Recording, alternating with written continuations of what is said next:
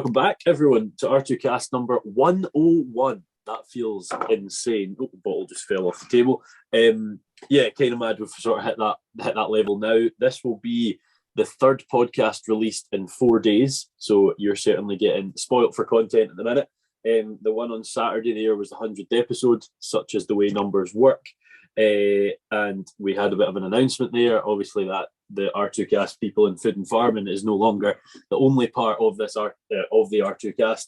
We'll be integrating that all-in series as well, where we're starting to bring on more people from anywhere. You know, the only rule being they're not in food and farming. I still want to keep the people in food and farming series going. The first episode of that will be with Dylan Goodison's partner Celtia. I don't know Celtia. And Celtia, if I'm saying your name wrong, I apologise hugely. Dylan was in my year at uni and has been to 59 countries since then, and we finished uni 4 years ago, I think. So, yeah, sort of flying around the world. Next person's a professional footballer. It's all quite exciting on that side of things. But today, I've had a few folk on the podcast before where I sort of write down the things they've done and try and give me a bit of an idea of where we're going to go in the podcast. But this person today seems to have done it all. Like, where do we start? Where do we stop? And that person is Hannah Russell. Hannah, would you like to say hello? Hello, thank you so much for having me. I think that's probably a good way to describe me. I've done it all. I seem to do everything and anything or any opportunity that comes along. But thank you so much for having me. It's so lovely to be here today. Just before we get started with another episode of the R2Kast, I would like to thank our primary sponsors, A-Plan Rural. A-Plan Rural are heavily involved on the social media scene in the ag space with 120,000 followers on Instagram. They use this following to host social media takeovers with farmers throughout the country to showcase their stories. They also post to their rural community blog with further stories about these people in the industry. On top of this, they like to support initiatives that are championing the British agricultural industry, such as myself. So thank you to A-Plan Rural for that. Yeah, not at all. I like bringing folk like yourself on that. It's like, so tell me about yourself, and then it's like 40 things. So it's going to be quite fun. But yeah, let's just do that. Could you give us a bit of a background to yourself? Who are you?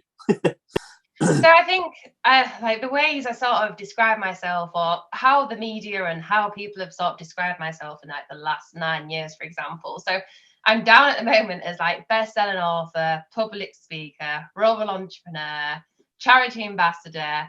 And I've also just recently announced that I've opened up a visitor centre, which is based on my home in Swinton, Mass in North Yorkshire. But it's funny because I've been in business 9 years now, so sort of since I was 17 years old. So, you know, I'm getting on. I'm 26 now, but I've worked in business for quite a few years, and I seem to have diversified from here, there, and everywhere. But what's lovely is from the age of 17, like my first book was published. So over the last 9 years, I've done a lot in my career, but I've always been an author as such. So I've always sort of stuck with my roots. It was always what I wanted to do.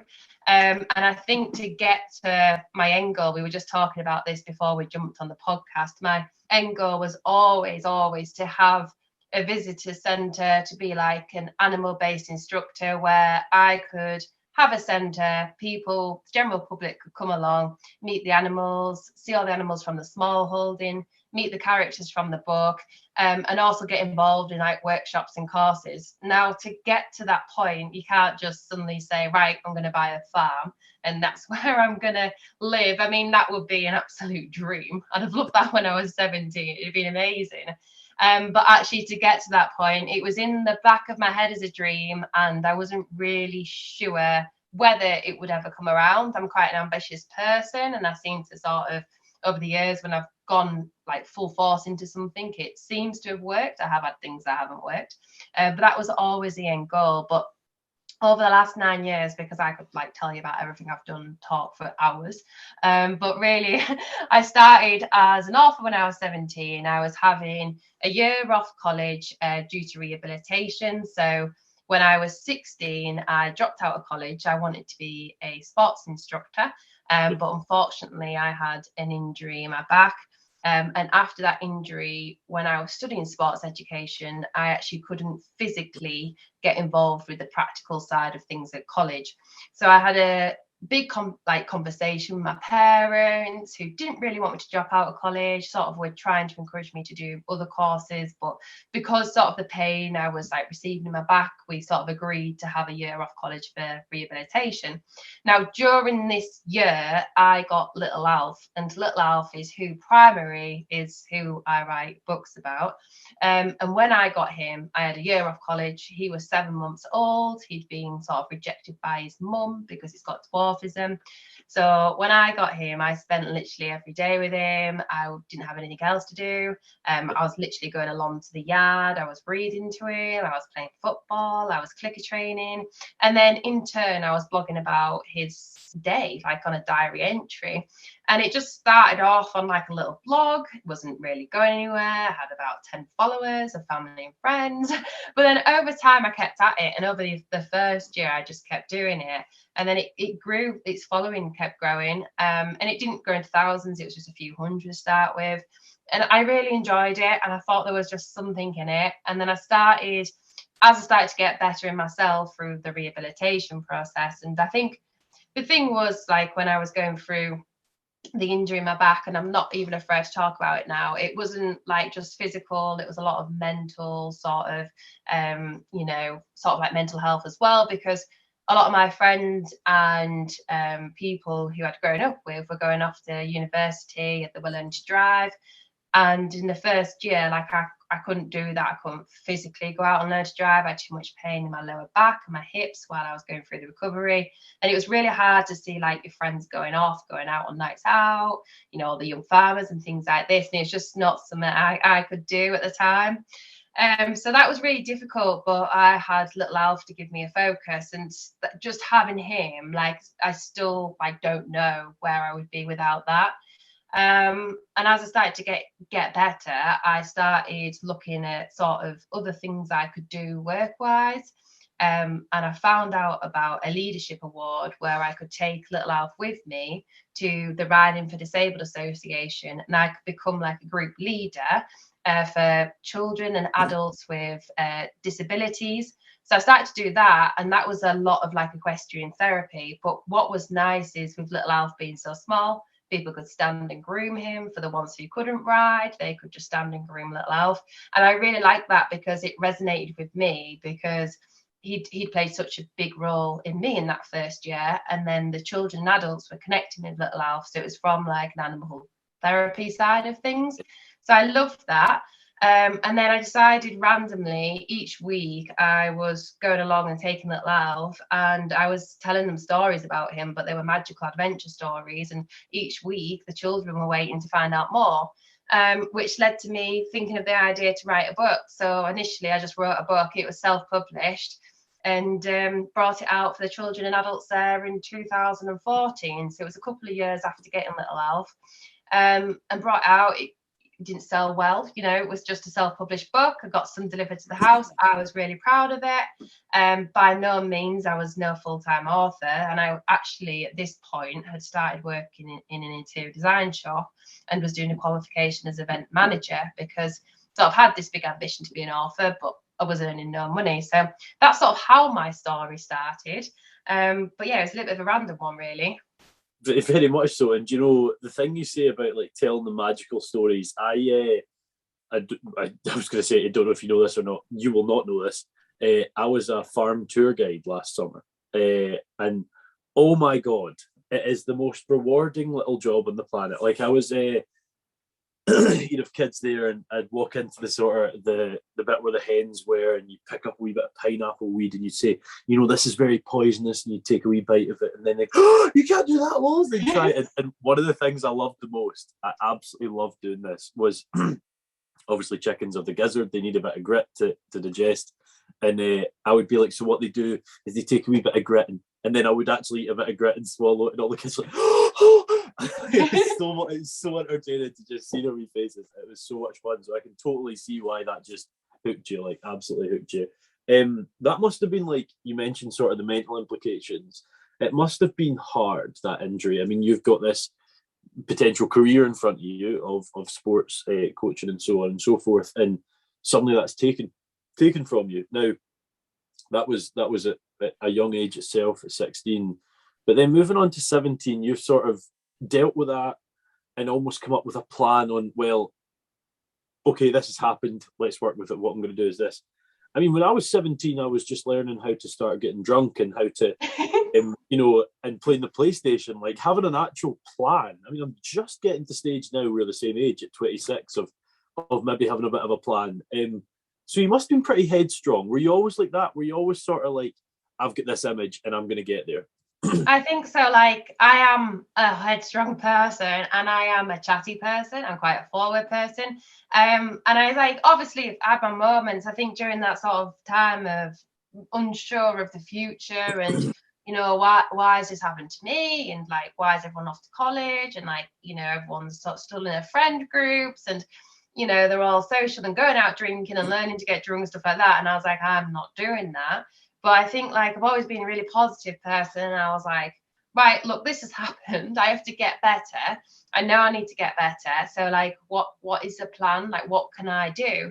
And it was just, I'm quite someone who like, I'm quite a busy person. Like I like to do stuff like constantly. And, my mum and dad were so supportive. Like I can't thank them enough. And to this day, they are the most supportive people in my life. Like, they keep me upright. My animals do, but my mum and dad, I cannot thank them enough for everything they've done. And, when I just said, I don't want to go back to college and I wrote this book, they were like, right, that's fine. But like, it'd be good now that you're feeling better to get a part-time job, which is where like the interior design sort of shop had come from.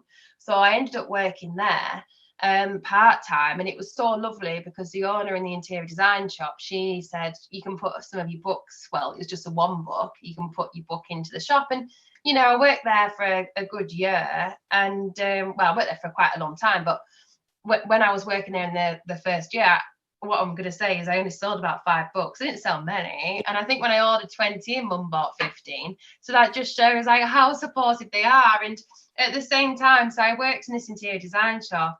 And then I also worked as an event manager. So I did 3 days in the interior design shop and I did 2 days as an event manager in the same town. So I was working in the same town, doing both of these jobs. But it works so well because both jobs allowed me to still do my volunteering with charity with Little Alf.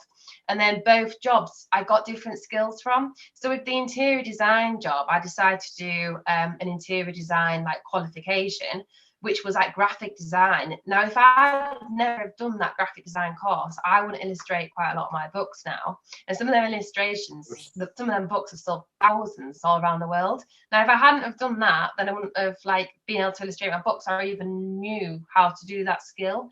And then again, with the event management, that sort of learned me my people skills. I used to be, believe it or not, you can't believe me, I used to be really shy.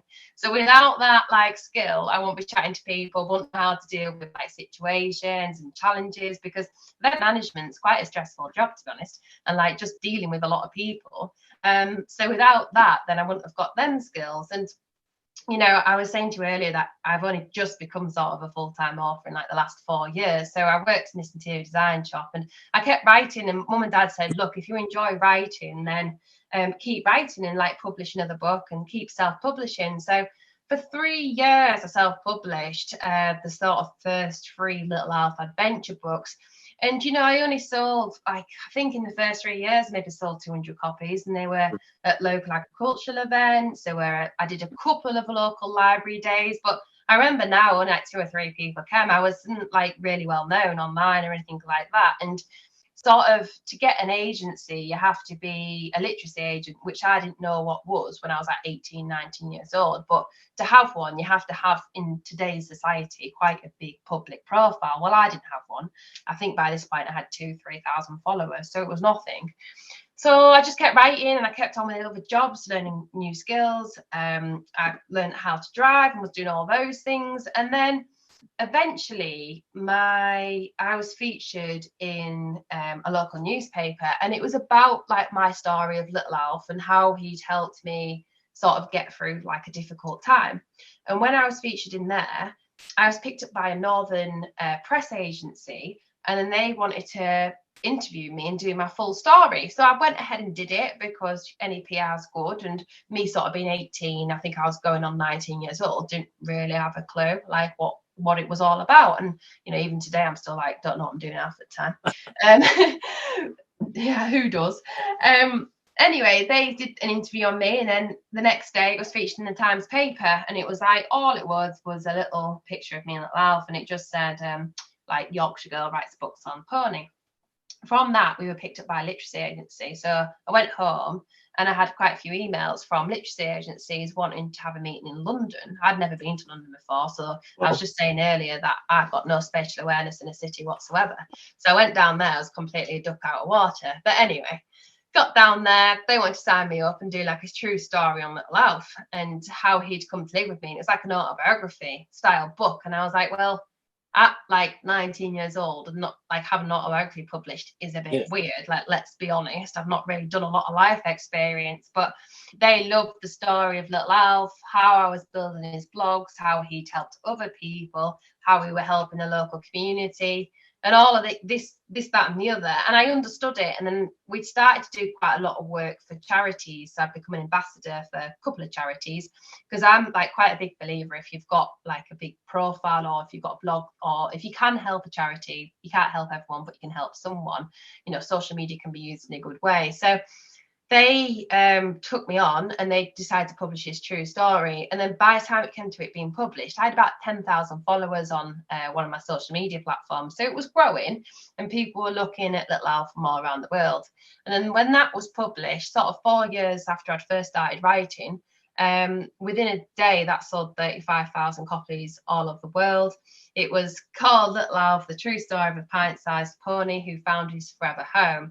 And when that was published, that sort of really elevated like my career as such, and we became like even more well known, and it got published in Germany. And it still wasn't like, I didn't become like a full-time author then, funnily enough. It took a bit of time after that, but we started to become more well known, and that sort of really helped like put Little Alf and me on the map.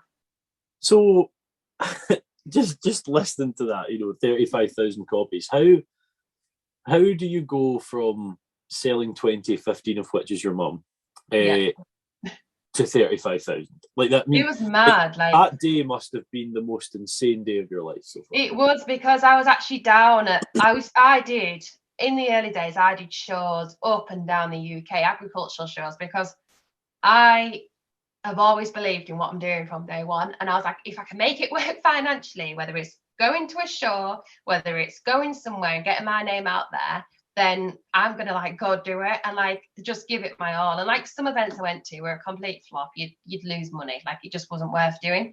But then sort of as Little Alf's followers were becoming more well known and we sort of went into sort of getting 10,000 followers, sort of knew I needed to be getting up there because this book was coming out. And I remember I was down at Horse of the Year show, so I had quite a big stand, and I'd been invited as a guest to do like a guest speaking thing on stage and talk about Little Alf. He wasn't there because it's all the way down in Birmingham, and Little Alf doesn't like long trips. He's a bit of a drama queen. No wonder. Well, no wonder. Home. Exactly. So he was at home, tucked up in bed, and I'd gone down, and I was with my mum, and the day it was published was like the 5th of October 2017. And I remember because I was in bed and I knew it's publication day and I was launching it at Horse of the Year show, which is a big event anyway. I was in bed in Premier Inn and I was like looking on my phone to see if it'd gone onto Amazon. It'd gone onto Amazon the night before. Then I looked at it was like 7 o'clock in the morning. I looked at it on my phone and it just said like Little Alf, the true story of a pint-sized pony who found his forever home, and it just said bestseller, and it was at #1. And I was like in hysterics. I was like jumping up and down the bed. Mum was asleep. I was like, wake up. She's like, what are you making a noise at? It was just that little golden glow and just said bestseller on Amazon. And I was just like, I can't even, to this day, I can remember that morning because it just meant the absolute world to me. Like, them 4 years, I suppose, of pushing the business and really believing what I was doing and trying to build a blog every day. And, if you've got a blog or you've got a site or a business you're trying to build, you will put your passion into it every single day, and you will look at it every single day. And, things don't move some days. And you're like, what else do I need to do? How do I get this to the next level? And some days you always feel like you're spending so much money, and then you're just like, oh God, when's it going to turn back around? And but that day was just such a highlight in my career. And then it was one of my agents rung me and just said she just sold like 35,000 within like 5 hours.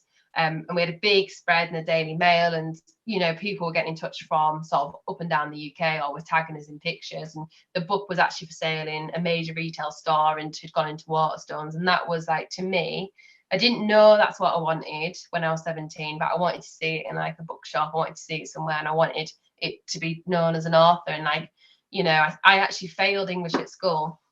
So that's the funny thing about it all. So I've got 19 books published now, all best-selling books. So it's the funny thing about it all, because I actually failed English at school. I absolutely flopped it. I didn't even bother doing my exams in the end because I hated it, and I'm so bad at spelling. And that really meant a lot to me, because I felt like something I couldn't actually do, I'd like gone and done. I would just like to quickly interrupt the show for a minute to give you some extra information on our primary sponsors, A-Plan Rural. A-Plan offer bespoke cover for farms and estates the UK over, and will give you tailored insurance for anything on the farm, from your old workhorse tractor that's been around 20 years or a fancy new and exciting diversification. Well, do you know, I'm obviously in education, I work in academia, and first off, I got kicked out of English. They were like, I didn't fail it, they were just like, it's probably best for everyone you're not here.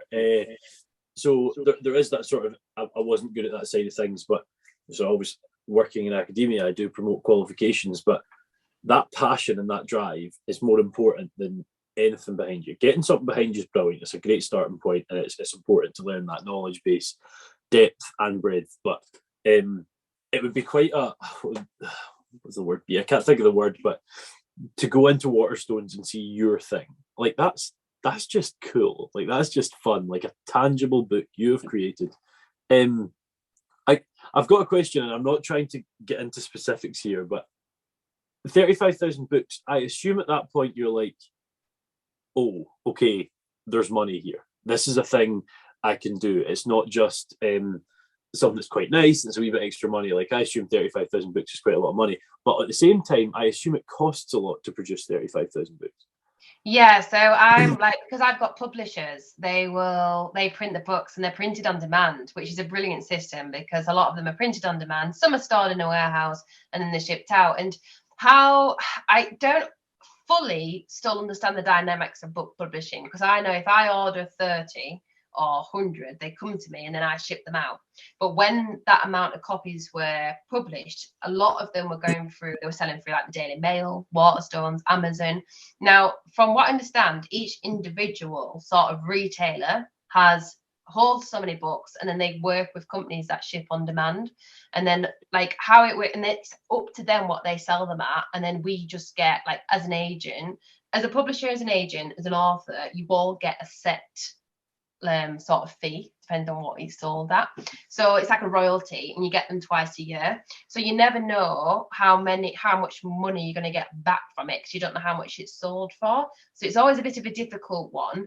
But also a lot of authors get prepayments. So you might get a prepayment of, oh God, let's just say, for example, $5,000. You might get a prepayment. Now you have to make that $5,000 back when the publishers have to make that money back before they then think about paying your royalty. So, and a lot of times you don't start getting royalties till a year after. So I was like completely oblivious to what money I would get. I was just like, well, we'll just have to see what happens, because I still wasn't my full-time career. I was still working in an interior design shop, and I was still doing my qualification as an interior designer. And I just stopped doing the event management because I decided that I was doing, Little Alf was getting more well known. I was going to become a full-time author. It was in my brain. And I was like, I'm going to become a full-time author. I'm going to do it. And Little Alf was becoming more well known. And I started going down like the merchandise route a little bit. So as I'd done my interior design qualification, when I was doing the graphic design, I started to do a lot of graphics for t-shirts. And I started to do a few of my own illustrations, which I thought could be published in future books. So I said, right, I want to be like self-employed, work for the interior design company, but then also do like my books as well. So I sort of knocked the event management on the head. And it was also very stressful, to be honest. So I sort of started to do this. So like, yeah, I didn't know until like a good year after if it could like even pay to like be a full-time author. But funny enough, it's really weird because I did like the interior design for the year after, and then it was really weird because I started to say to like my parents, I would love to have like a shop one day where I could actually have my books selling in the shop. My mum's an artist, so I was like, oh, it would work really well if we could have a shop and like we could sort of sell like stuff from the little elf shop and people could come visit, and his following was growing, and sort of had these ambitions. And so the year after, when my royalties came in, the shop that I was actually working in, the owner decided it was her time to sell on and leave. So really weirdly, all happened at the same time. I ended up actually purchasing like the shop as a business and going into the shop and having it as like Russell Home Interiors. So I had that shop for 4 years. And I thought, right, so I've got this shop. And the idea in my brain was people could come visit. Although I can't have a visitor centre just yet, I can still have a place people can come and visit. They can chat to me, they can talk about Little Elf, they can pick the books up. And it was in my market town of Laban, which is where I lived. And people knew him from the area. And you know what? It was absolute, like, brilliant move. It was the best thing I ever did. I loved working in that shop. Like, I did it for 4 years. Got sort of to the point, like, in the end where I was sort of spreading myself too thin. So I had, like, some staff members working for me, which was brilliant. But I started to work on interior design projects. But then I also wanted to be a full-time author. So I sort of needed to make a decision in the end. And then actually, just because life hadn't been challenging enough, when I was 21, I was diagnosed with sarcoma cancer. And then we had COVID. So I had a good 4-year cancer battle. Eventually got remission last June. And then it was in that sort of 4 years where I was like, right, you know what? I had 14 operations in 4 years. I had sarcoma cancer, then I had skin cancer, which was probably one of, if not the most challenging time of my life, like we can say quite fairly. It was very difficult because I'd lost a lot of weight in the initial instance and we didn't know what was wrong. And then I found out I had sarcoma cancer and I felt like I'd done a full circle again. But actually, like, sat here now, like, you know, I've come on the other side. I've got my visitor centre because during sort of the lockdown and being poorly, I really reevaluated things. I was like, right, I've been working too hard. I've been really stressed out about work. Life is too short. Like, I hadn't really spent a lot of time with my friends. I was like, you know, now I really need to decide what I want to do in my career. And although it has been a bit all over the place, I'm so grateful for that. Now I need to decide. So during sort of the cancer period, and I was like, once I get to the other side, because it wasn't an option to not. So once I get there, I was like, I would love to have like a centre one day. So I started working on all of those and sort of kept going with the books. And sort of during that time, I actually got to Valet Black Nose Sheep, who regularly feature online with me. So, you know, they helped me through sort of that period. So again, showing animals are brilliant for therapy. Carried on writing. Our following has sort of grown now to like 50,000 followers, and our pages are getting like 2 million views like a month. It's crazy. And the visitor centre, it's opening this June. So I've recently moved house in the last 6 months, and set to do like animal courses and all sorts. I feel like I've got to where I needed to be, but without like reevaluating them, that sort of challenging time, I probably wouldn't have got to where I am now. Just listening to you, I wonder if you'll ever get to where you want to be. Will you always be like, I want this, I want this, I want this? It's really weird because I don't want anything else now. Like Really? So okay. It's strange because lots of people say to me, you're so driven, or what's next? And I said, nothing's next. I said to Mum, I am so settled. I could not be so happy now. Like, it's weird. I float around in days and people are like, you're so busy. And I'm like, I'm not. Like, I literally will do a bit of computer work. I love being out with my animals, but I am so content now. I feel like it's weird. It's like, I am where I need to be. I don't want to be anywhere else. I hardly leave the driveway because I love being at home. Like, I don't need to be anywhere else now. I love working with animals. I work with charities that connect animals with people now. I do a lot of that, which I don't post about because a lot of it's very confidential and private. I work with people who've been through bereavement. I work with cancer charities, with children and adults who are going through similar things I've been through. And then, like, I just know it is the right thing, like, I should be doing. Like, I feel like I was born, it's really cliche, I feel like I was born to do this. But, like, just with the books, like, I've got 19 books published now, and I had a letter before Christmas, and it said it was from a girl who was having cancer treatment, and she said that with my books really helped her get through that period. And I was like, that is why I do what I do, because like for messages like that, that means more to me than anything else. You know, we've won awards, we've become best-selling authors, blah blah blah, but none of it matters. Like life matters, like here and now matters, like working with animals matters. Like if I've had some work experience students today, and they're just brilliant, like watching them clicker train the goats, seeing their connection with the animals, seeing how much fun they're having. I mean, that's what life's about. And you know, it's so true. And I mean, for someone to be able to say, I think skin cancer was the toughest challenge I've had, shows that you have really went through difficulties, and like you've came out stronger every time, and you've brought something better each time. And what you say about life matters, like that's so true. You know, a teacher, like a primary school teacher, sent me a photo today of me on the screen, one of my BBC videos talking about food miles, and the kids just looking at it, and I'm like, I don't need to do anything else today. Like that's so nice. I just, you know, yeah, exactly. I think as well, like in today's society, people put too much, I know, like people put too much pressure on themselves. I think obviously from the outlook, looking at me, I've done a lot. And like, obviously I've been through a lot to get to where I am. But like, it's not like, I hope like I'm not there as a symbol, like, you know, she's 26, she's achieved all this, you need to go do that. That's not what it's about for me. Like, I think someone said to me, like, give us a quote. I was doing this panel thing the other day, and like, give us a quote, like an ambitious quote. And I was like, you don't need to be ambitious. I was like, it's one step at a time. Like, take every day, stop planning your future. You're only young. Stop planning your future, no matter what age you are. Just wake up, take every day how you find it, see how you feel. Like, you know, be aware of like your mental well-being and like your physical well-being as well, because you spend your whole lives rushing around or working, but just be there for the memories. And I do loads of that now. Like I spend weekends with my friends, my animals, you know, it's so important. And like, yes, money makes the world go around, but it's not the be all and end all. Yes, that's so true. And it's, you know, I am petrified of tattoos, right? But there's one tattoo I want to get, and I want it to be a tattoo that changes at some point in my life. And I feel like you have hit that stage where it would have changed. So the thing is, I've always wanted to get always be happy, never be satisfied. Oh, I love right? that. Yeah, but my mum really profoundly said, I want you to be satisfied. And I was like, oh shit, I never really thought of it that way. Yeah, you do. You want to be so. It's really weird because it's like it's a weird feeling. I feel that it must be a satisfied feeling that I feel, because I feel light, I feel airy, I feel like I don't feel like I'm working towards like anything now. I get like I'm more emotional than I've ever been. I'm a nightmare. Like little things get me. Like, and I've always been no emotion. Like straight to the point. No emotion, even for all the cancer treatment, like didn't faze me. Just like got diagnosed. I got home and I said to mum and dad, it was awful. I said to mum and dad, I was like, yeah, they said I've got stage 3 sarcoma cancer in my hip and I'm gonna have to have an operation in 2 days' time. And I said it like that.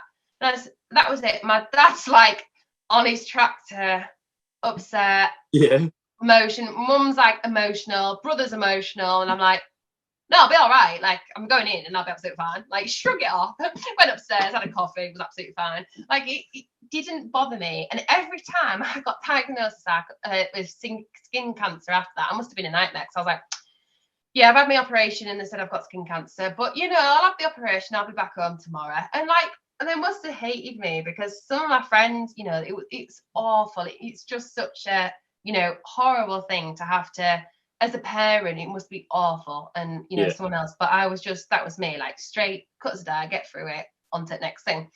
But like, that was always me. But now, if something like that happened now, I'd be like, floods of tears, my life would stop, like it would be awful. Like I've just got, but I think that's because I'm so happy now, and I think I've processed everything, and it's a lot to go through when you're young as well. But now I'm just like so emotional. Like when people connect with animals, I get emotional. When my work experience, they all passed their exams today, so I'm like stood bawling, like, yeah, it's been so good.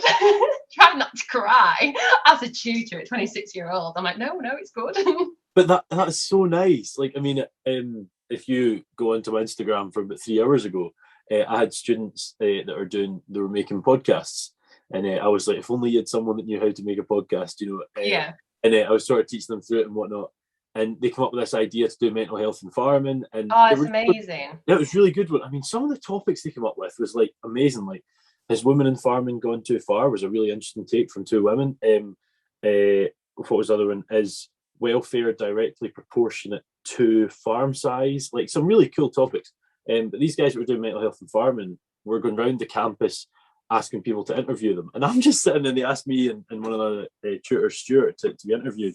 And I'm sitting there like answering these questions for them and just so proud. And it's so fun. And like, the reason I mentioned that always be happy, never be satisfied thing, I never actually finished the next part, was one day I want to get to the stage where that satisfied thing is done. And, you know, it genuinely feels like at 26, I know I'm not at that stage. I am literally so lucky to be in the position that 99% of the time I'm just loving life and I'm happy and everything's. But I'm still like, oh, well, you know, this. You just seem like, oh, I'm so happy where I am. And that is so, what's the word? It's so, I don't know, it's just so nice to see. Yeah, I think because like, there's been so much emotion which probably wasn't processed when I was poorly and all of that. And I think I was always quite an old soul. Like, my mum had ME. She was diagnosed with ME, which is like a bit like chronic fatigue, when I was younger. And that was sort of from when I was 6. And like, my mum is probably the most inspiring person in my life. Like, she, every day she was poorly, but she got up. She, like, my dad was out at work because he had to go to work to earn the money for the family. But mum got up every day. She, you know, she did everything she could for me and my brother, even though she felt horrendous. And like, she's just the most inspiring person. And I think I was always an old soul because I was like, I'd go to the shops with mum, I'd count the money out, and I was very good at maths at school. I should have been an accountant, everyone always told me. And I think that was for that reason, but I was always such an old soul. And I think from a young age, my life was put into perspective. I knew, you know, it was really like important to cherish the good days with mum, because, you know, the good days where she felt really well, we could go to the park and it was just such a lovely memory. Whereas the other days, you know, mum was like, you know, she'd always beat herself up about it because she's like, you know, you were brought up on like oven food and I couldn't do out about it because I was poorly. I was like, mum, it doesn't matter, you're here today, we've got those memories. Like, and I think from that we've always said, like, you know, we've always been quite grown up in one sense. So sort of over the years things have sort of dipped in and out and challenging times, but we've always got through it. And that's what's important, the family time, the memories, a bit like you say, it's just loving every day. Yeah, shout out Hannah's mum and dad. It's the thing that matters, isn't it? You know, that family side, and for those of us that are lucky enough to have that, like, you can come up with business plans and whatever, but it doesn't matter. You know, it really doesn't matter. It doesn't. Like, health is wealth. Health is the most important thing, and I love that, like, your students are there wanting to do podcasts and talk about mental health, because it doesn't get talked about enough. I probably don't talk about it enough. I'm very, like, my social media channels are very like animal orientated and they're very like fun and, you know, sort of hopefully engaging and people enjoy following them. But you know, we should all talk about it more, because there is people out there struggling. It isn't easy. It isn't easy. And you can be on a working farm, or you can be a business person, and you can have all the things in the world. But actually, if you're not well mentally, or you feel a bit lonely, then it's, you know, it doesn't mean anything. It's, you know, it's almost became a bit of a theme. Funnily enough, with this podcast, I mean, I've filmed 6 episodes in the last 5 days. Like, you speak to folk in those memories, you're speaking for an hour, so you're sort of, what you spoke about is there, it's in your head. And the episode I filmed last night was number 99, and it was with Neil Barrett, and we spoke about mental health, and like, we really spoke about mental health. Like, we went into it, and I opened hugely, probably more than I ever had in the podcast. But I was that person that, kind of a bit like what you're saying there, dealing with trauma, just, I don't know if you were consciously doing it, but I was consciously putting a front on, like, everything's perfect, it doesn't matter, like, I'll get through this, let's pretend to everyone that I don't have any feelings, and hopefully I can help them through it and forget about me. And then 2 years ago, I had a tough time, and nothing like what you've went through, but a tough time, and I opened up about it, and now I am so open about it. And a few folk have said to me, oh, saw you sort of talk about this, made it easier for me to talk about that. And that's a win, you know, getting folks sort of open about what they're talking about, not hiding it in a jar and just, you know, suffering on your own. It's and good. that's like, That's so inspiring, because I always say that if you can talk about stuff and you get to a level where you are someone else's hope. And like, how rewarding is that now for people to say to you that they've listened to you, you've talked about that, so it's made them be able to talk about it. I mean, how, like, it's so inspiring for you to do as a person, but it means the world to you. Nothing else matters. If someone says you've helped them, that means so much more to you, and you are someone else's hope. If you can help them through that tough time, then you're someone else's hope. It's really weird, because I've had two sides to this. I've had where I've talked about my cancer, my sarcoma and skin cancer, and I've had literally people close to me being like, you shouldn't talk about that, because it's, people don't want to hear it, and you're still talking about it, and you're in remission now and you're talking about it, so you shouldn't talk about it. And I'm like, hang on, like, it didn't happen to you.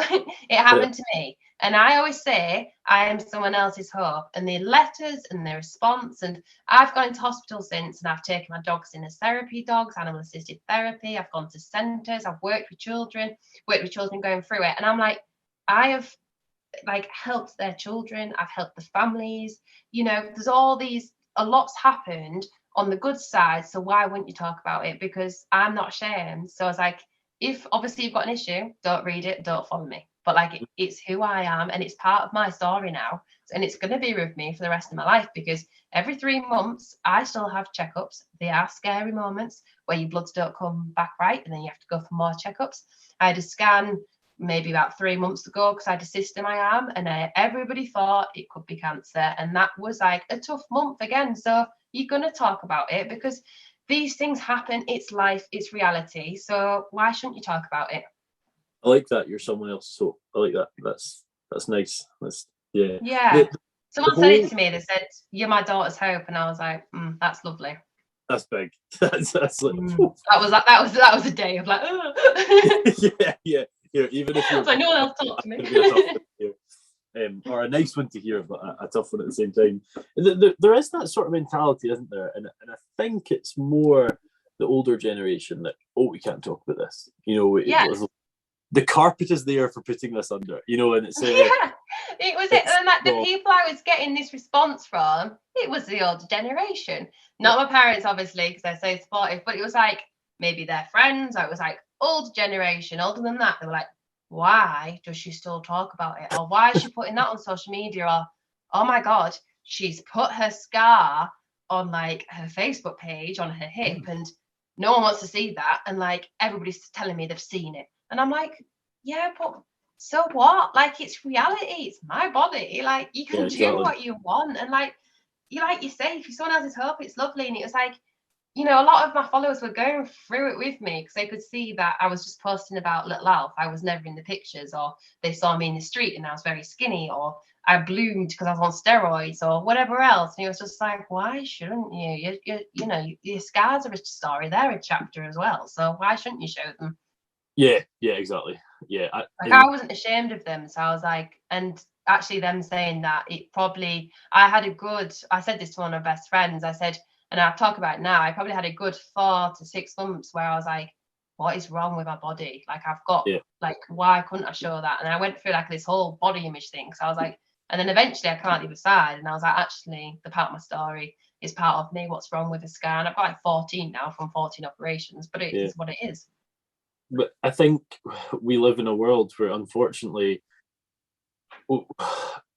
it's not purely social media, it's society in general. Social media plays a massive part of it, that anything short of perfection is failure, and it's so bad. Like, it's so wrong, and it's not even archaic, because that was never a thing. It's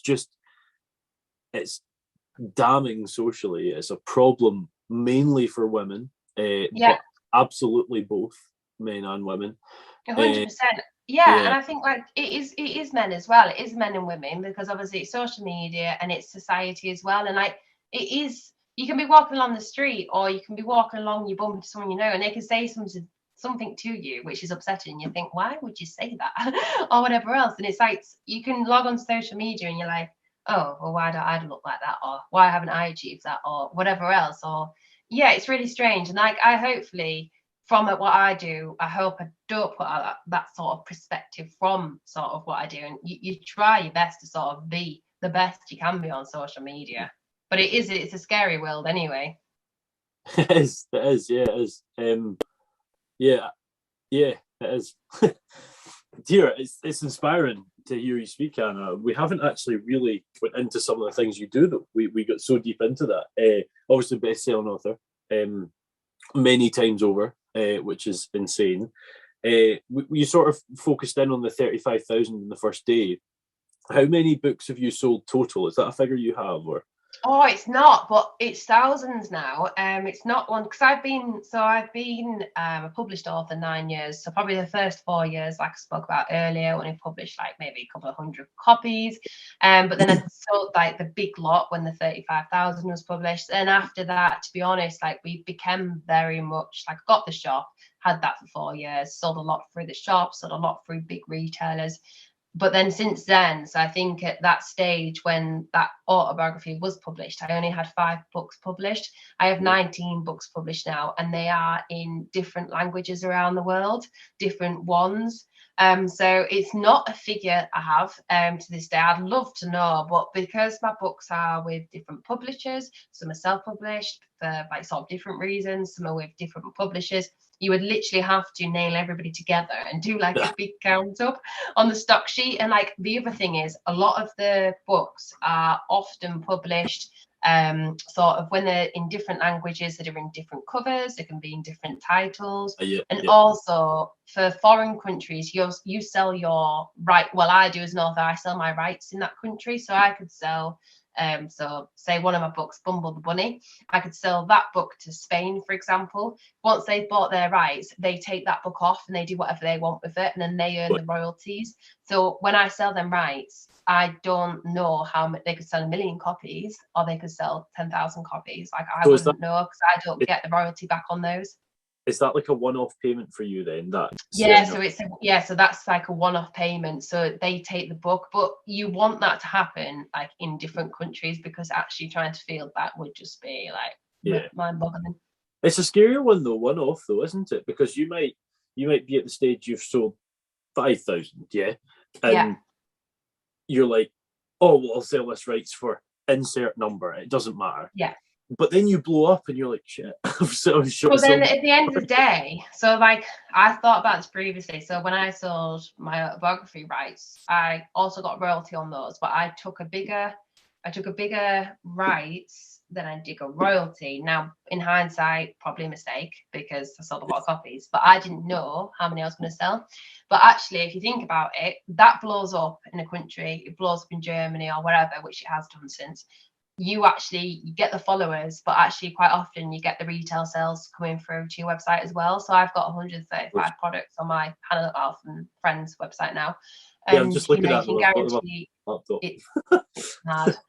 So you get actually sales coming through, and actually as a woman, like as a one woman having one business, so it's me, I don't have anyone employed, mum and dad free help, so doing that actually on my own. And so say for example you blow up in Germany like we were speaking about, and you get a lot of sales on your merchandise, actually me to field that on my own, like it's enough, and that's enough of an income.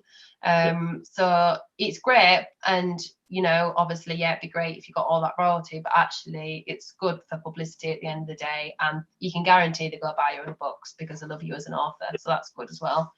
So I take it you sell the rights to individual books, not your products as a whole? Yeah, so like it's just my books. So my books are with my different publishers. You sell like different rights to them. Some of my books are self-published, which have been really successful. And that is because I decided to do that in the last year because I thought I'd trial and error it.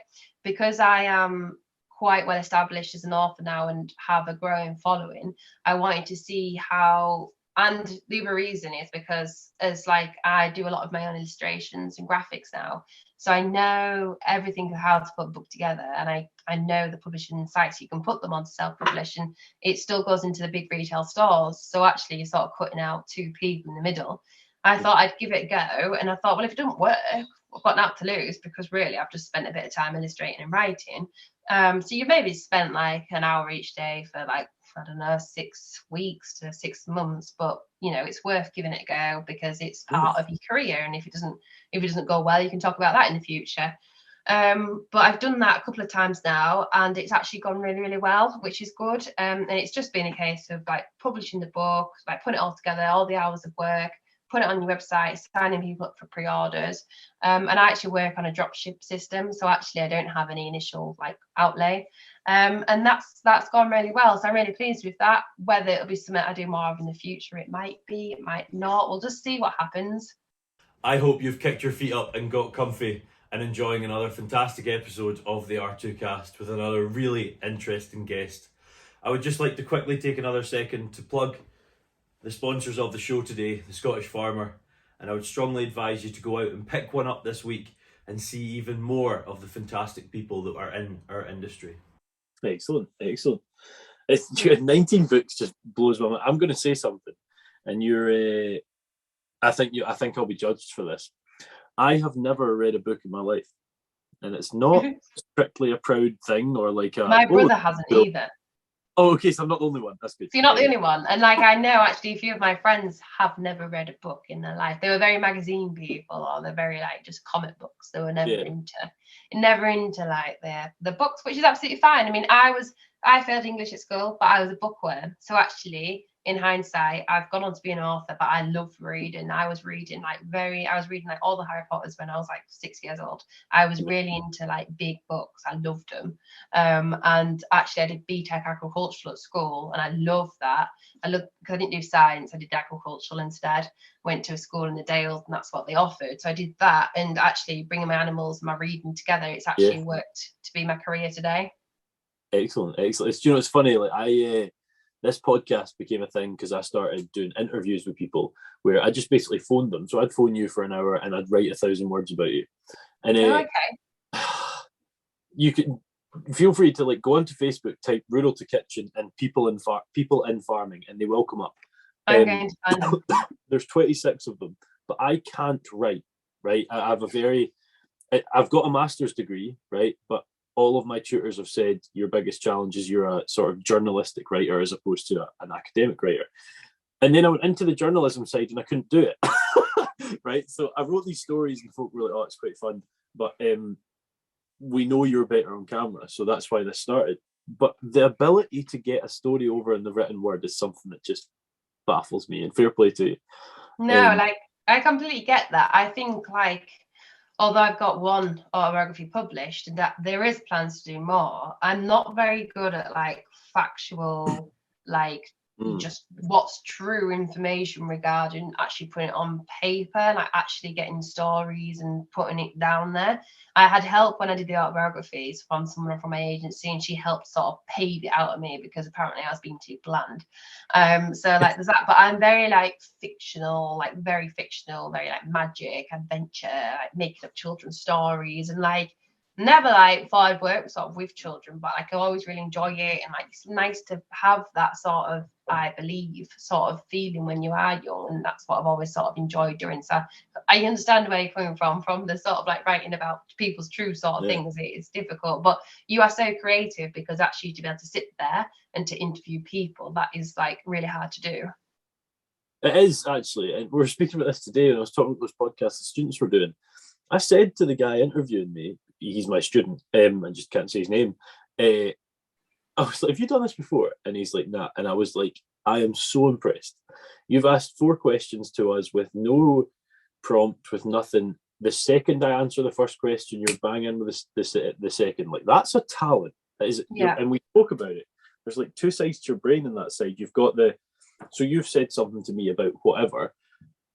I then got to respond to that. Let's talk about that. Let's see what you're saying. Let's see if there's something more to talk about that. But this side, I've got to have this next question. And it's well, I guess it is a skill. I just hate saying things about myself being a skill, but it is. It's a thing you have to learn. But the written side was one I struggled with. Yeah. If you went onto your Instagram, Hannah, you would find endless things you do. As I said at the start, author, all this sort of thing. But one thing that does pop up is it occasional? I think you've written TV, something like that. Tell us what that. Yeah. relating to? Well, I just like occasionally pop up now and again, and I like put it on there because it was like, I know that one of my friends works in the agriculture industry, and she's like occasional TV. So occasionally you're there, occasionally you're not. And it's been like, for me, it was like I started off, I did a bit with the Brook charity, Action for Working Horses, Donkeys and Mules. Such a long charity name, but they're amazing. And I actually flew out to Kenya with them, and we did some filming when I was there. So that was, I think, aired on a lot of social media channels, and then it was on like Horse and Country TV. So that was years ago. Yeah. Then again, with the same charity, I did some interview work about Every Horse Remembered, which was to do with, it was 100 years since the end of the First World War.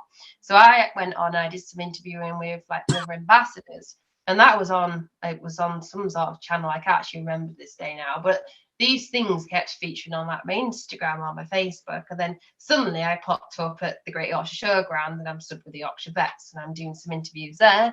And then next thing you know, you're sort of having conversations with like the Yorkshire vet and appearing on there. So it's just like randomly, I just have popped up over the years. And then last year, when the sheep sort of came about, and we were doing the story on how they helped me through like the cancer time, a bit like started popping up on all these like sort of pet programs and talking about the sheep, and then I was on all my local TV channels.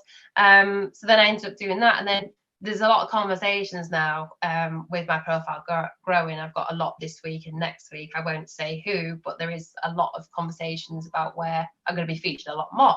So it's just like everyone kept saying, oh, you're occasionally on TV, or you're occasionally doing this. And I was like, oh, I'll just put it in there, occasional. And there's quite a few bits on my feed where I'm either on it or interviewing someone or doing something. So it's like, it's not something I do full time like at the moment, but it's something that is sort of in the pipeline to do a bit more of.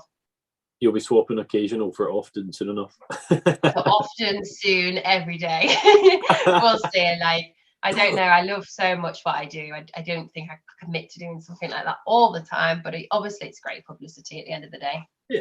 Yeah, and it's good fun as well, isn't it? It's opportunities. I think we spoke about this earlier. If an opportunity comes along and you just maybe give it a go, see how it goes. If you don't enjoy it, like you've got, at least you've got no regrets, and yeah, exactly. Just go for it.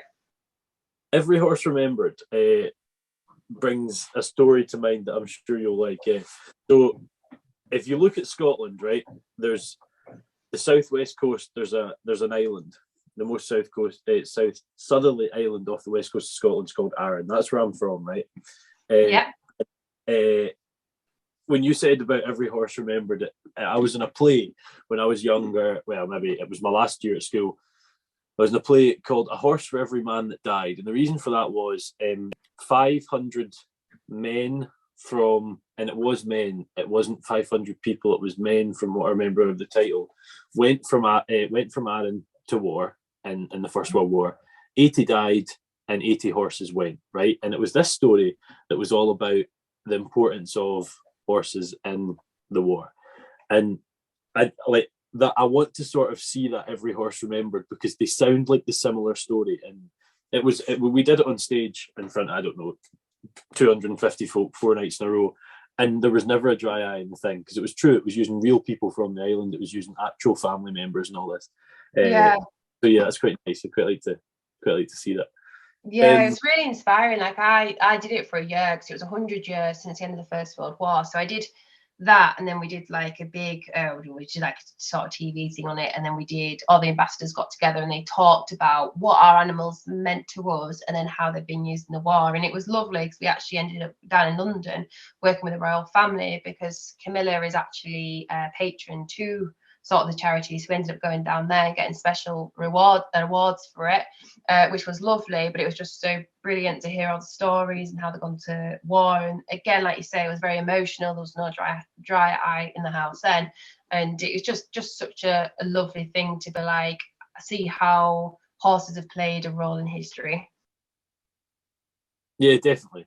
I mean, they've been very important for, and are actually. I said that as if they weren't. Have been for some time and will continue to be. I can tell from hearing you speaking is something that comes completely naturally to you. Well, you did say you were shy and you were younger, and I feel like that's quite normal. I have a lot of folk on that, I feel like you speak to them for hours and hours and hours, and they're like, oh, 10 years ago you would have never seen this from me. And yeah. I'm probably one of those, in fairness, but you do quite a bit of public speaking. When does that come in? I do a lot of that now, and it seems to be coming more and more. Like June, I've got 1 week, I've got 5 days public speaking, and I was like, I will lose my voice because I taught for England, and I was like, I will not be able to like stop. But like June is just chocker. It started off like just locally, to be honest. I got asked to do, it must have been like four. Well, actually, funnily enough, I went back to the first school on World Book Day that I first did a talk at this year. So we were talking about this, and so I was asked to all like local primary schools. Started off at one, then I was asked to another, then I was asked to another, and it was like 4 or 5 years ago, way before COVID, when I first was like a published author, so a long time ago. I was published like the first year, and then I was asked to this local school. And I remember going along, we were talking about it this World Book Day, and we said I was really shy. I didn't talk for very long. Just said I published a book about Little Alf. I spoke a bit about Little Alf, and that was it. And a few of the children had bought money in to buy books. And I remember doing it. And weirdly, I went back to the same school this like World Book Day. I spoke for like an hour. The teachers were stood there, like still the same teachers, saying like they can't believe what's happened, how much has happened in the years. And it was really humble, like it was really like wholesome to go, because it was just so lovely to see how much of a difference it was. But it started with local schools, and then I started going to like Rotary clubs, WI clubs, women's groups, women's lunch clubs. And it's always been, for me, a word of mouth thing. I've never had to push it. I've always just said I'd do it. And like this year, my diary is like full with public speaking because it's been a word of mouth thing. And it started off like just in the local area, and it's like expanded now up and down Yorkshire. And then it's gone as far as like going down to London, working with the Oxford School of Royal, going up to Edinburgh. Like it's going like now sort of up and down the UK. And like sort of I try and do, well, at the moment, sort of how my diary's sort of aligning is I'm sort of doing 4 sort of big public speaking events a month. And that's sort of how it's going. Sometimes with charities I work with, but quite often it's for a month. It can be like a group, or it could be a school. Really strangely, it's not so much schools. So I've probably only done about 15 schools in my entire public speaking career. It's generally groups that I go along and speak to, or sort of big business organizations. And I just do an hour of talking like we are now about my career and like what I've been through, the challenging times, and like where I am today. And it's inspiring because not only do you get up there and talk, but people often enjoy it. I've never had no one not, so touch wood, still keeps going. But it's inspiring because you also hear how people have like resonated with your story, or the ones who've never heard of you before, they come up to you afterwards. And I've had some lovely reviews, and it's just so nice to get out and meet other people as well. It's a great experience. I love it. I mean, I'm definitely not doing four or five in a week, but maybe 4 or 5 each month throughout the summer. But it's great fun, and you meet some. I like you say, this whole thing is about meeting people. That it is. It's just about like it's public speaking, isn't it? And it's just nice if you can make like that one person's day. I mean, there's people who've like it's weird because I did a big book signing over Easter. And it's weird because I've been a published author for 9 years now, and there was a girl who came along to see me, and she's now grown up 9 years. She's a teenager now. She said, "Oh, I bought your first book, and I came to your public speaking when you were younger." And like she was like, "And now I still follow you." And she's like, "I just find you really inspiring." And just doing that one public speaking event and someone saying that's you, that means a lot as well. Well, that's the thing. 9 years is a long time. I mean, we're both 26. I'm getting old. I know it. Yeah, I know. You're 1 year off that being. It's more than a third of your life at the minute. Yeah, and yeah. We don't really count the first 9 because we're not really aware of what's happening. So it's really half of what you've had. And yeah, it's crazy. I mean, like speaking of that girl, that she's like sort of seen you from the start, and now here it's a long transition, and I've been a big part of her life. To hear, I'm conscious, Hannah, you and I could probably sit and speak for 8 hours. We have I think so. Already spoken for over an hour. Yeah. But it sort of flies by. It's always good fun. But one more sort of thing before the sort of parting questions that I always ask. Tell us about the charities. You say charities, but there seems to be quite a lot of charities. Tell us what you're involved in regards to charity. So I'm now involved in 4 charities, but one's very new, and I'm ambassador for all 4 of these charities. So the first one, who I've been with since day one, is Brook Action for Working Horses, Donkeys and Mules. Now, I actually saw the Brook charity for short. I actually saw them when I went out to Egypt with my family when I was about 11 years old. I saw that they were working with the donkeys, they were trimming feet, they were trimming, like they're doing the dentistry. And I always since I was 11, I thought they were a very inspiring charity because they were out working in the field. Now, I've been so lucky because I've supported that charity from a young age. And then I was actually asked to get involved in a campaign with them on social media. They were trying to raise a large amount of money because of the drought in Kenya. They couldn't get water to the donkeys or the people. So I got involved in that campaign online with them. It went really well. They raised £20,000 within 5 days. And that was with mine and Little Alf's help. And then after that, I was invited to London and then to become ambassador for the charity. And I've been ambassador for them now for must be 6, 7, 8 years, and got some really exciting projects with them going on this year. And I've actually been down to Kenya, not gone down south, been down to Kenya to see their work in action, and they are so rewarding. The help they're doing is unbelievable, and how they help not just the donkeys but the communities in there, that is really good. So heavily involved in those. I had a big meet with them today, and they're just so lovely people as well, and they're just there for the best interest in the animal. So ambassador for those. An ambassador for helping rhinos, again, very small charity in the sense of a small team, but they have all sort of the time in the world to help rhinos, sort of stop rhino poaching. And that sort of background with me, I've always loved animals, but I like wildlife and conservation animals. And I actually did my wildlife and conservation level 3 qualification. Don't know why. I just like wildlife. And I actually have a brand called Wild.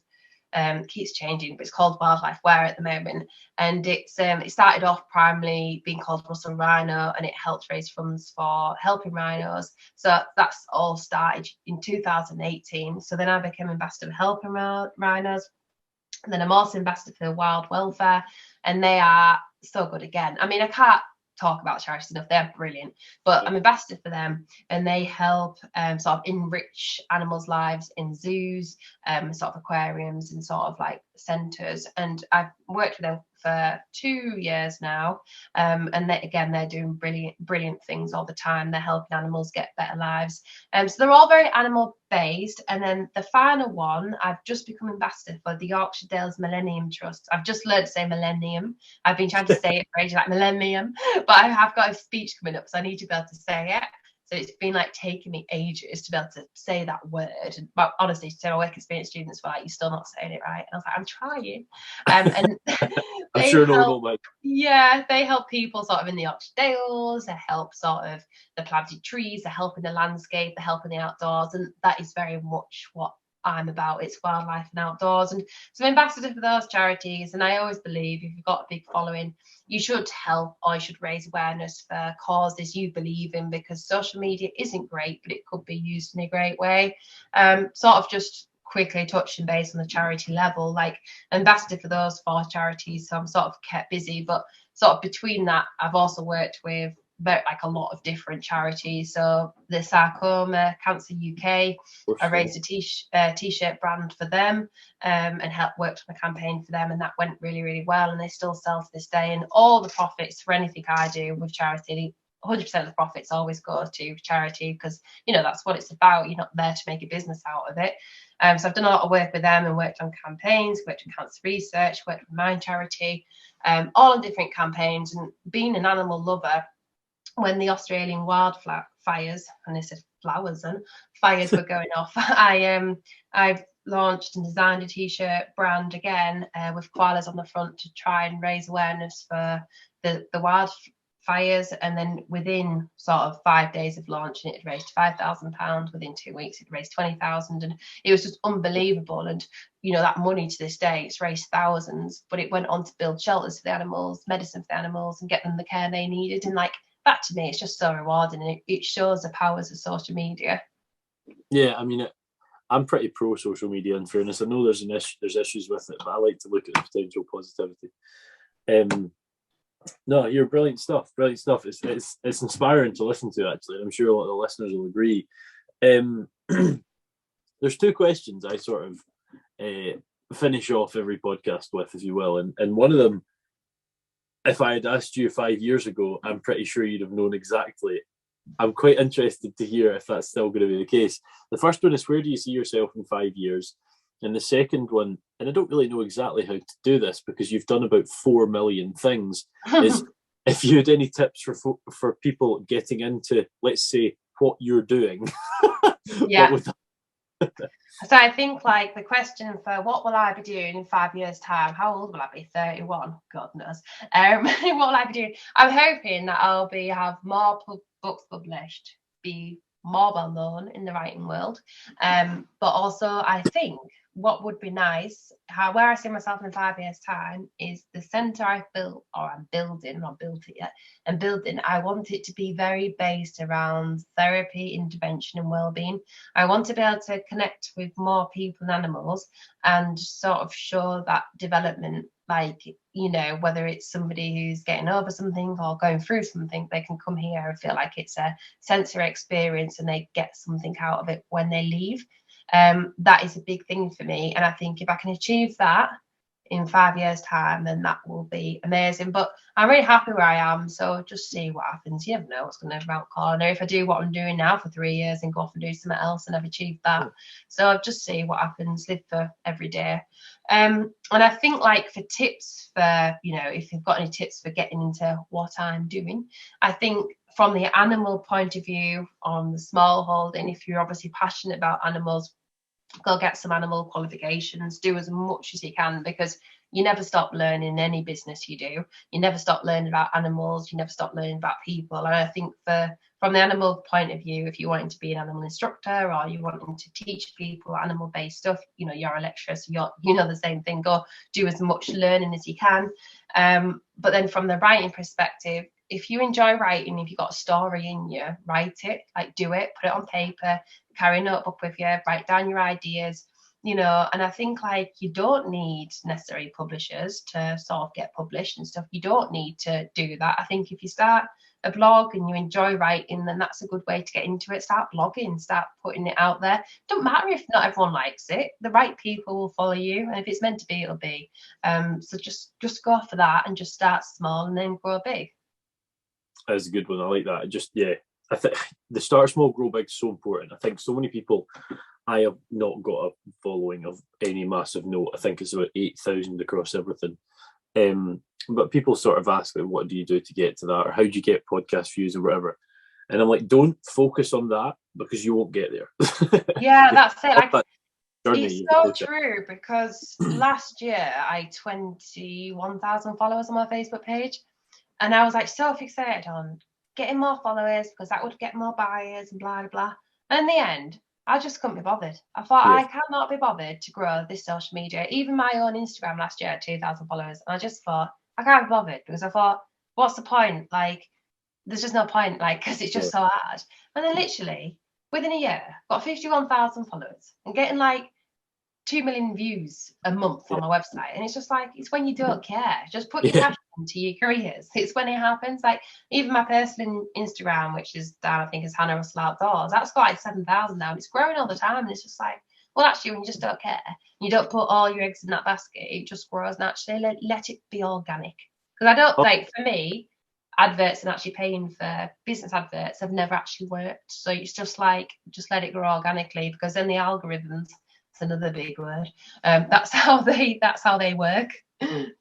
No, you're absolutely right. You're absolutely right. And folk buy into reality, they buy into sort of passion and whatnot. If you're pushing a narrative, they're like, most people notice that. So yeah, no, brilliant, good stuff.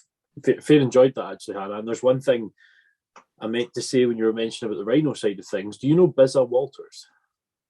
No, I don't think I do. So look her up on Instagram, or listen to the podcast I did with her. I think it was number 80. I will. Bizza worked with rhinos in South Africa, And it was really interesting. Her ex-partner was South African. It was really interesting to hear her side of it, because she was like, you're speaking to folk in the pub that are just letting poachers go through because they might be earning X amount of money a year, but these poachers will give these people 10 times that one-off payment. And you're like, you're like, oh my God, I can't dispute that. It's going to feed the family for however long and all this. And then she was sort of looking at the legalizing of ivory and the potential ways that this can be done in a sort of welfare way. It's really interesting, actually. So I'll have a listen. I wrote that down actually on my notebook here, so I'll have a listen to that, because I love podcasts now. I think podcasts are becoming such a big thing in today's day and age. In the last year, I've heard about podcasts popping up, and they are so good to listen to. People's stories, I love. Yeah, it's brilliant. It's so cool. And I mean, like, I don't listen to anything because I do this. I'm hearing people's stories. So. Yeah, that's funny, isn't it? It's like I don't do sort of animal-based stuff outside of like my career now. And it's like, well, don't you? And it's like, well, no, because I do it for work. So why would you go off and do it? And it's funny, but like, I completely get that. No, absolutely. But no, here, it's been an absolute pleasure. Thank you for coming on. Thank you for being really raw with a lot of the stuff you spoke about as well. It's much appreciated. I hope you've enjoyed it yourself. First off, I've loved it. Thank you so much. Thank you for having me. I think you're brilliant at what you do, and I think you bring it out of people, and also it's like you give the confidence to people there to talk, which is lovely. Hannah, you're going to make me cry. Cry. No, really enjoyed it. So thank you very much. For those of you listening, that was R2Kast 101. I guess the next target now is 1,000. Amazing. Dream big. Yeah, that's it. I couldn't tell you who the next episode is because I don't think I've filmed it, but the next episode of the R2Kast All In is Dylan Goodison. I think the next episode of the R2Kast People in Farming might be Johan Humphreys. I don't know how this is going to go logistically, having two series on the go. I don't know if it's just going to be I'm going to release whichever episode is filmed first, or if I'm going to try and keep the All In ones on every second Monday. I tried to do that for the group podcasts. It lasted about a week because I'm very organised, but don't like when I feel like there's an easier way. So we'll see how it goes. So thank you very much for listening, Hannah. Thank you for your time. And we shall see you all next week. I hope you've enjoyed another excellent episode of the R2Kast. I just want to take this moment to quickly thank our primary sponsors once more, A-Plan Rural. If you follow A-Plan on social media, you'll see the work they're doing to really promote British farming and back our industry. It's been a pleasure working alongside A-Plan Rural so far, and long may it continue. The values of A-Plan Rural runs perfectly in line with the whole mantra of Rural to Kitchen, and I'm glad to have them on board. Check them out on Instagram at A-Plan Rural and on Facebook at A-Plan Rural Insurance. See you for the next podcast.